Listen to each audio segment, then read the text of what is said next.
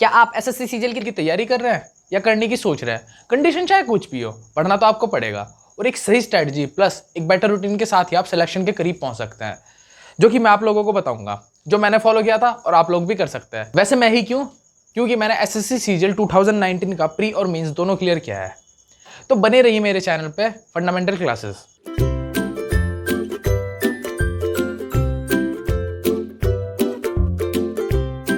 My name is Faraz. SSC CGL 2019 का मैंने pre और मेंस दोनों क्लियर किया है। वैसे आप लोग सोच रहे होंगे एसएससी क्या है, जो लोग नए हैं और जिन्हें पता नहीं, तो एसएससी मैं बता देता हूँ। एसएससी का मतलब है स्टाफ सिलेक्शन कमीशन और सीजीएल ग्रेजुएट लेवल का होता है, जो कि बीएससी या बीटेक करे हुए होते हैं बच्चे उनका। तो एसएससी के थ्रू हमें सेंट्रल गवर्नमेंट की जॉब्स प्रोवाइड होती हैं अलग अलग डिपार्टमेंट में। तो ये वही प्रोसेस है, उसके थ्रू हम अलग अलग डिपार्टमेंट्स में रिक्रूट होते हैं। अब मैं बताता हूँ हमारा पेपर कब कब हुआ था एसएससी का। सबसे पहले प्री की बात करते हैं। प्री का जो मेरा पेपर था वो मार्च में स्टार्ट हुआ, मार्च में था, मार्च 2019 में। लेकिन जो मेरी अच्छे से पढ़ाई मैंने स्टार्ट करी थी वो करी थी दिसंबर में, क्योंकि दिसंबर में इसकी डेट आ चुकी थी मार्च की। तो दिसंबर, जनवरी, फरवरी मैंने 3 महीने बिल्कुल लग के पढ़ाई करी थी, मतलब बिना किसी डिस्ट्रैक्शन के अच्छे से पढ़ाई करी थी मैंने। और मार्च में पेपर हुआ, उसके बाद अप्रैल में लॉकडाउन लग गया था, फिर पेपर हुआ नहीं मेंस का। मेंस का जो पेपर था फिर अक्टूबर की डेट आई थी, उसके बाद अक्टूबर से भी डेट एक्सटेंड होकर नवंबर तक पहुंच गई थी, 15 नवंबर तक। फिर 15, 16, 18 नवंबर को पेपर हुआ था। खैर मैंने उसमें भी अच्छे से कट ऑफ क्लियर कर ली और प्री में भी क्लियर कर ली थी। अब सबसे पहली बात, कोई भी स्टूडेंट पढ़ाई दो ही कारणों से कर पाता है। या तो उसे पढ़ाई करने में मजा आता है बहुत, मतलब हर वक्त लगा रहा है फिर भी वो बोर नहीं होता पढ़ाई से, या फिर उसके पास एक ठोस कारण है, एक ठोस वजह है, वो दुनिया को कुछ बनकर दिखाना चाहता है, उसका दिल टूटा हुआ है, या उसकी लाइफ में कोई ऐसी प्रॉब्लम हुई है, कोई वजह रही है, या उसके घर की स्थिति ऐसी नहीं है जिससे वो चाहता है कि उसकी एक लाइफ में कुछ अच्छी अचीवमेंट हो। मेरे पास दोनों ही चीज़ थी। मुझे पढ़ाई करने में शुरू से ही अच्छा लगता था, मतलब मैं देर देर तक पढ़ाई भी कर लूँ तब भी मैं बोर नहीं होता था। दूसरा क्या है, मेरे पास एक बर्निंग डिज़ायर भी थी। मैं चाहता था कुछ बनकर दिखाना, अचीव करना चाहता था अपनी लाइफ में। खैर अभी इतना कुछ अचीव नहीं हुआ, मेरा सिर्फ 2 ही एग्जाम क्लियर हुए हैं, टियर 1 टियर 2। मैं ये नहीं कह रहा मेरा टियर 3 क्लियर है, मेरी जॉब लग गई है, सिर्फ 2 एग्जाम क्लियर हुए हैं, तो मैं वही बार आपके लिए बता रहा हूँ। लेकिन मेरे अंदर है एक बर्निंग डिज़ायर कुछ बन के दिखाने के लिए। अब मैं आप लोगों को कुछ डाटा दिखाता हूँ। ये डाटा दिखाकर मैं आपको डिमोटिवेट नहीं करना चाहता, बस सच्चाई से रूबरू करवा देना चाहता हूँ कि क्यों आपको एक सेल्फ मोटिवेशन की ज़रूरत है, एक बर्निंग डिज़ायर की ज़रूरत है इस एग्जाम में बैठने के लिए। तो आप देख सकते हैं हर साल कैसे वैकेंसीज कम होती जा रही हैं। ईयर बाय ईयर वैकेंसीज हर साल घट रही हैं एसएससी सीजीएल में, और ये हर डिपार्टमेंट में है। तो आप खुद ही सोच सकते हैं इतने हाई कंपटीशन में बैठने के लिए आपको कितने ज़्यादा सेल्फ मोटिवेशन की ज़रूरत है, आपको कितने दिन लगाकर, कितनी रातें लगाकर आपको पढ़ाई करनी पड़ेगी। तो ये तो बहुत ज़रूरी है।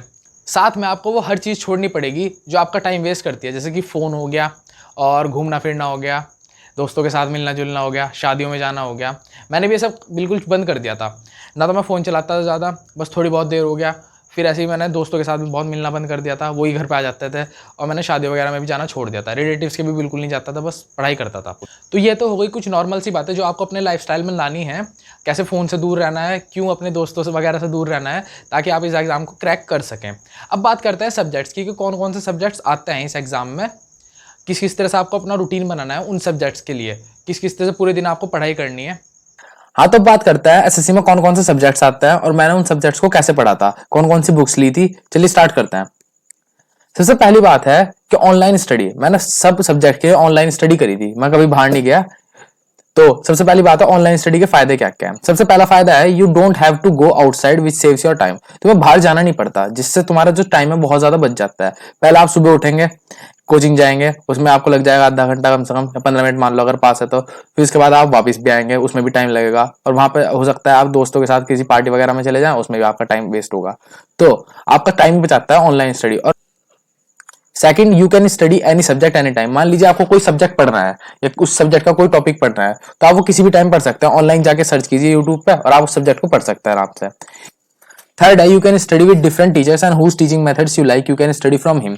आजकल ऑनलाइन सभी पढ़ा रहे हैं, हो सकता है आपको कोई टॉपिक किसी टीचर से ना पसंद आ रहा हो, या उस टीचर का टीचिंग मेथड ना पसंद आ रहा हो, तो आप डिफरेंट टीचर्स के देख सकते हैं लेक्चर्स, और जिसका आपको टीचिंग मेथड पसंद आए उससे आप पढ़ सकते हैं। या आप ऑफलाइन में तो नहीं कर सकते ना, वहां पे आप फीस भी दे देंगे तब जाके आप किसी टीचर से मिलेंगे, उससे पढ़ाई करेंगे। तो यहाँ पे आप डिफरेंट टीचर से आराम से पढ़ सकते हैं।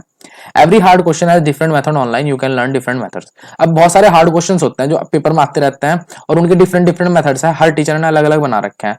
तो आप वो लेक्चर्स देख सकते हैं, और जिसका आपको मेथड पसंद आए, जिससे आपको क्वेश्चन जल्दी हो रहे हो, सेकंड्स में हो रहे हो, वो अप्लाई कर सकते हैं, आप वो याद कर सकते हैं, मतलब मेथड।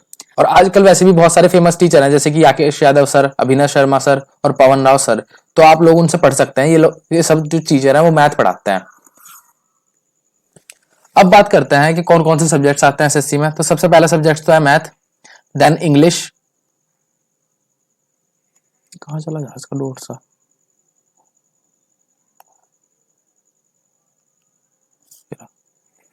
अब बात करते हैं एसएससी में कौन कौन से सब्जेक्ट्स आते हैं। पहला सब्जेक्ट है math, then English, then reasoning, then GS.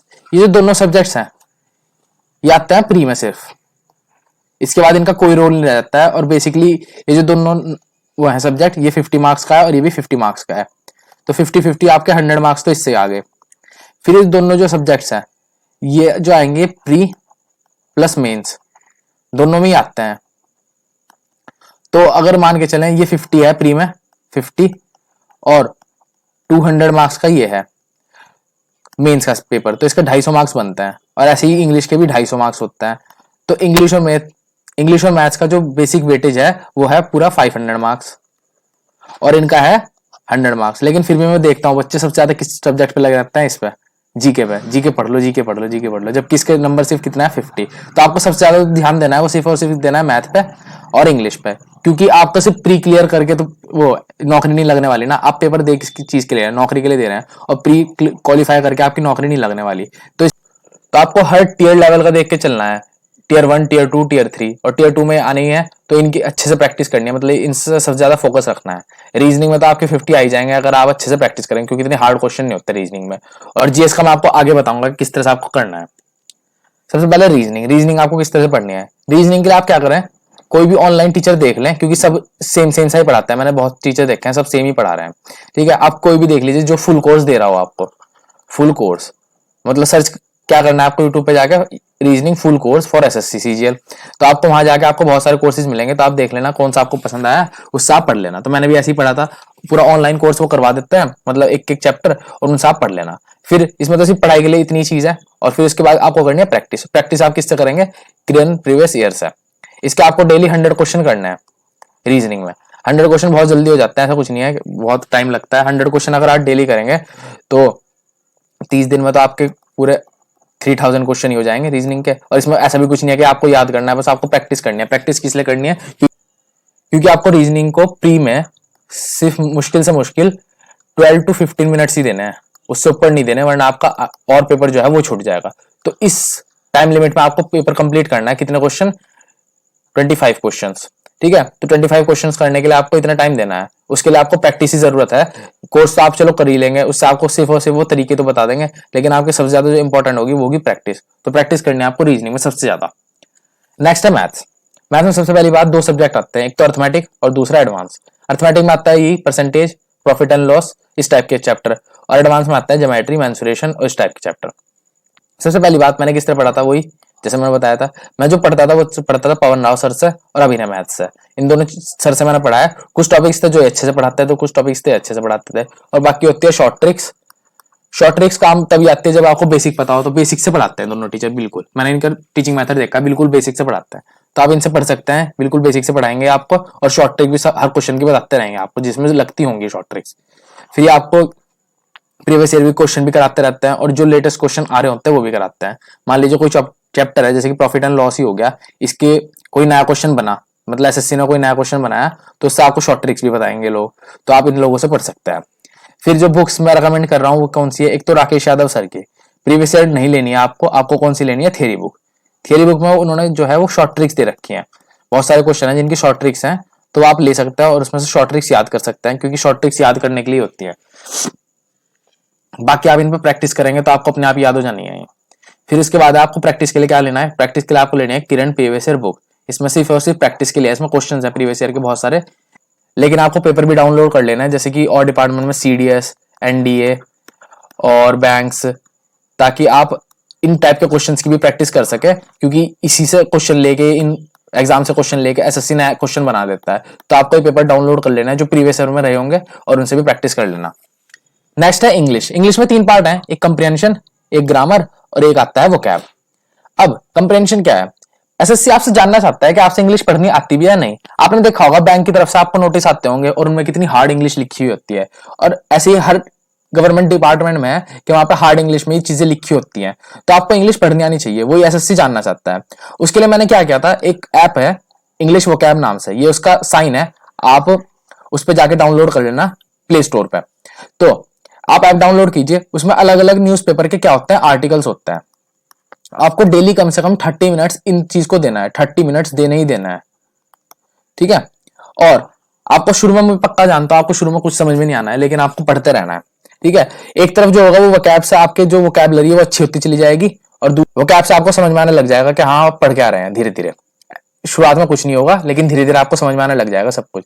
फिर आप जब 30 मिनट्स डेली देंगे तो एक महीने में आप देखेंगे कि आप में इंप्रूवमेंट आ रही है। आप अब जो सामने चीजें लिखी होती है वो समझ पाते हैं, जैसे आप हिंदी में चीजें लिखी होंगी लेकिन आप टोन से समझ जाते हैं कि हाँ बंदा कहना क्या चाह रहा है, ऐसे इंग्लिश में भी होता है कि फिर हम टोन से समझने लग जाते हैं कि बंदा कहना क्या चाह रहा है, समझ में ना भी आ रहा हो तब भी। तो ऐसे ही होता है यहाँ पे। तो आपको डेली 30 मिनट्स यहाँ पे आर्टिकल्स पढ़ने हैं, वो अलग अलग न्यूज़पेपर क्या है। मान लीजिए आपका एक आर्टिकल 5 मिनट में खत्म हो गया, तो आप 2 आर्टिकल पढ़ लीजिए, 3 पढ़ लीजिए, 4 पढ़ लीजिए, और इस तरह से धीरे धीरे अपनी स्पीड बढ़ाइए। मान लीजिए आपके अभी पेपर में 4 महीने हैं, 4 मंथ्स हैं, तो आप डेली देखिए आप 30 मिनट्स देते हैं तो आपका कितना कवर हो जाएगा। उसके बाद नेक्स्ट है ग्रामर। ग्रामर में वही चाहिए जो मैथ में होता है, थियरी प्लस प्रैक्टिस। इसमें थियरी भी मेन है और प्रैक्टिस भी मेन है, जैसे मैथ्स में। थियरी के लिए आप क्या करिए, एक बुक खरीद लीजिए, यह है केडी कैंपस नाम से, ये केडी कैंपस नाम से इंग्लिश की बुक आती है, वॉल्यूम 1 और वॉल्यूम 2, ठीक है। ये आप खरीद लीजिए, इसमें बहुत अच्छे से इलेबोरेट करके एक एक चीज लिखी हुई है, आपके समझ में भी आएगी, बहुत ही इजी इंग्लिश में लिखी हुई है, आपके अच्छे से समझ में आएगी। दूसरा जो है वो आप केडी कैंपस नाम का एक यूट्यूब चैनल है, उसे सब्सक्राइब कर लीजिए, वहां पे नीतू मैम पढ़ाती हैं फ्री में ही, तो आप उनसे पढ़ सकते हैं। वहां पे उन्होंने बहुत सारे चैप्टर्स हैं जो कवर कर रखे हैं, अपनी बुक के थ्रू ही कर रखे हैं, जिस तरह से बुक में लिखा हुआ है, तो आप अच्छे से समझ सकते हैं कि क्या मतलब क्या क्या चीजें किस तरीके से होती है। वहां पे तो आपकी थियरी कंप्लीट हो जाएगी। प्लस आपको क्या करना है, प्रैक्टिस के लिए किरण की प्रीवियस ईयर बुक ले लेनी है, उससे आपको अच्छे से प्रैक्टिस करनी है, किसकी, एरर डिटेक्शन की। फिर आता है नेक्स्ट वोकैब। वोकैब के लिए आपको सबसे पहले क्या करना है, केडी कैंपस की वो जो मैंने ये वाली बुक बताई यही आपको खरीद लेनी है। इसमें जो पीछे वाले पेजेस है ना, पीछे वाले पेजेस से आपको डेली क्या करना है, 50 वन वर्ड सब्सटीट्यूशन, 50 सिनोनिम्स, और सिनोनिम खत्म हो जाए तो फिर एंटोनिम्स, 50 ईडियम्स डेली करना है। अब आपको करने किस तरह से है वो मैं बताता हूं। सबसे पहले आप डेली ये करिए, 50 50 150 हो गए। नेक्स्ट डे आप जब 150 करेंगे तो 150 अच्छे से याद कर लेने के बाद, क्योंकि क्या होता है 51 वर्ड हो गए, उसके बाद सिनोनिम कर लेना है, फिर ईडियम्स कर लेना है, तो आपका इतना माइंड भी वो नहीं होता है और आप अच्छे से मतलब पढ़ पाते हैं इसके। अगर आप मैं कहूँ डेली 100 कर लीजिए, डेली 150 कर लीजिए तो बहुत ज्यादा हो जाएगा, फिर 150 इनमें टाइम भी बहुत जाएगा। तो इसलिए आप डेली क्या करिए, सिर्फ 50 करिए। और उसके बाद 150 हो गए, अब नेक्स्ट डे जब आप 150 करेंगे ना याद, तो क्या होगा, पिछले वाले भी आपको 150 याद करने हैं। ऐसे ही क्या चलेगा, पूरे हफ्ते चलता रहेगा, 1 वीक तक इस तरह से चलेगा। फिर इस 1 वीक के बाद क्या करना है, आपको जितना भी पीछे पड़ा है उसे बंद कर देना है, बिल्कुल बंद। के बाद आपको क्या करना है, नेक्स्ट वीक के फिर से इस तरह से स्टार्ट कीजिए पढ़ना, 150 ही है। और जब 1 वीक इसका भी कंप्लीट हो जाए, 2 वीक्स हो जाए, तो इस 2 वीक के समाप्ति के बाद आप पिछले वीक के भी याद करिए और इस तरह के भी याद, ये इस वीक के भी याद कीजिए। इससे आपको पूरे 1 वीक 2 वीक तक याद हो जाएंगे और आपके इस तरह से अच्छे से चलता रहेगा। मान लीजिए आपको डेली 50 के बहुत ज्यादा लग रहे हैं, तो मैं तो डेली 50 कर लेता था आराम से। अगर आपको ज्यादा लग रहे हैं तो आप 20 से स्टार्ट कर सकते हैं, 30 से स्टार्ट कर सकते हैं, आपको जितना भी इजी लगे वो कर सकते हैं आप। पर जितना ज्यादा करेंगे आपके लिए उतना ही फायदेमंद रहेगा। और इन्हें रिवाइज तो बहुत ज्यादा करना है, रिवाइज मैं बार बार भूल जाता था, तो आपको रिवाइज तो अच्छे से करना ही करना है इन्हें, ठीक है। तो ये हो गया वन। इसके बाद अब बात आती है, एक बुक आती है वर्ड पावर मेड इजी। ये वैसे इंग्लिश में बुक है, हो सकता है आपके समझ में ना आए, अगर आपके समझ में आती है, इंग्लिश पढ़ सकते हैं मतलब आप, तो इस बुक से आप जरूर पढ़िएगा। इसमें बहुत सारे वर्ड्स हैं जिन्हें आपको स्टोरी के थ्रू समझाया गया है, तो आप उन्हें अच्छे से याद कर सकते हैं। मेरे बहुत अच्छे से याद हो जाते थे इससे, जब भी मैं पढ़ता था, तो आप इसे अच्छे से समझ सकते हैं अगर आपसे इंग्लिश आती है। बाकी अगर नहीं आती है तो आप इसी से याद करने की कोशिश कीजिए, वरना इससे स्टोरी के थ्रू आप याद कर सकते हैं। नेक्स्ट है जीएस। सबसे पहली बात तो यह है कि अब तक मैंने आपको क्या बताया, मैथ्स, इंग्लिश और रीजनिंग, इन्हें तो आपको अच्छे से प्रैक्टिस करना ही करना है, क्योंकि प्री के बाद मेंस के लिए आपको ज्यादा टाइम नहीं मिलता है, तो इन्हें आपको अच्छे से प्रैक्टिस करना ही करना पड़ेगा। मतलब अगर आप इनमें 500 मान के चलते हैं तो ये है 50 मार्क्स का। तो अगर आप इनमें अच्छे से प्रैक्टिस करते हैं तो मान लेते हैं कि आप प्री में क्या ले आते हैं, इनमें 100 ले आते हैं और इसमें 50 ले आते हैं, तो आपके 150 तो यहीं बन गए, ठीक है।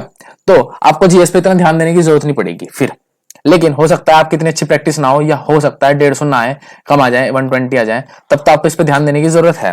तो मैं आपको इसमें एक ट्रिक बताना चाहता हूं, क्या कि अगर आप मान लीजिए आप साइंस स्ट्रीम से हैं, तो आप सब्जेक्ट्स लीजिए फिजिक्स, केमिस्ट्री, बायो, बस इन्हें पढ़िए। अगर आप आर्ट्स स्ट्रीम से हैं तो सब्जेक्ट्स लीजिए हिस्ट्री, ज्योग्राफी और पॉलिटिक्स, इस टाइप की, और इको, इस टाइप के सब्जेक्ट्स लीजिए। होगा क्या, मतलब आप साइंस स्ट्रीम से हैं तो आप ये तो अच्छे से पढ़ ही लेंगे, आप इनके चक्कर में भी लग जाएंगे। उसके चक्कर में क्या होगा, आपके वाले जो मेन सब्जेक्ट्स हैं मैथ्स और इंग्लिश, ये रह जाएंगे। क्योंकि स्टार्टिंग में मेरे साथ भी होता था, मैं इन सब्जेक्ट्स के चक्करों में लगा रहता था, फिर ध्यान आया कि इन्हें इतनी जरूरत ही नहीं है। दूसरी बात है, एक और चीज, जो भी आप सब्जेक्ट पढ़ रहे हैं उससे मतलब नहीं है, मतलब ये है कि आपने प्रैक्टिस कितने अच्छे से कर रखी है। प्रैक्टिस से मेरा मतलब है आपको ये आइडिया हो जाएगा, so you get idea which type of question are coming, किस तरह के क्वेश्चन आ रहे हैं। मान लीजिए आप फिजिक्स, केमिस्ट्री और बायो पढ़ रहे हैं, आपको फिजिक्स केमिस्ट्री अच्छे से आती है, बायो तो चलो एक अलग हो गया, हो सकता है आपके पास मैथ्स रही हो, या हो सकता है आपके पास बायो ही रही हो। अगर मैथ्स रही है तो आपको फिजिक्स और केमिस्ट्री अच्छे से आती होगी, तो आप उनके क्वेश्चन एक बार देखिएगा इस बुक से, किरण वाली बुक से, ये मैंने यहाँ लिखा नहीं है, किरण वाली बुक से आप जरूर देखिएगा कि किस तरह से क्वेश्चन आता है। फिर आपको एक आइडिया हो जाएगा कि आप पेपर, मतलब ये वाले सब्जेक्ट्स आप कर लेंगे या नहीं कर लेंगे। बाकी बात आती है आर्ट्स वालों के लिए, तो हिस्ट्री, ज्योग्राफी, पॉलिटिक्स, इस टाइप के सब्जेक्ट लीजिएगा, इन्हें छोड़ दीजिएगा। मतलब ऐसा नहीं है कि इनसे क्वेश्चन बहुत सारे आएंगे या इनसे क्वेश्चन बहुत सारे आएंगे, बिल्कुल इक्वल क्वेश्चन आते हैं, आप प्रीवियस ईयर में देख सकते हैं। तो आप ये सब्जेक्ट ले लीजिए, ये वाले सब्जेक्ट ले लीजिए, सारे सब्जेक्ट पढ़ने की कोशिश मत करिए, क्योंकि अगर ज्योग्राफी लेके बैठे तो ज्योग्राफी में भी इतना कंटेंट है जितना मैथ में कंटेंट है, तो आप सिर्फ ज्योग्राफी पढ़ लीजिए या मैथ पढ़ लीजिए, जबकि इसका वेटेज ज्यादा है। तो इसलिए मैं बता रहा हूँ एक सब्जेक्ट पे, इन सब्जेक्ट पे इतना फोकस मत करिएगा।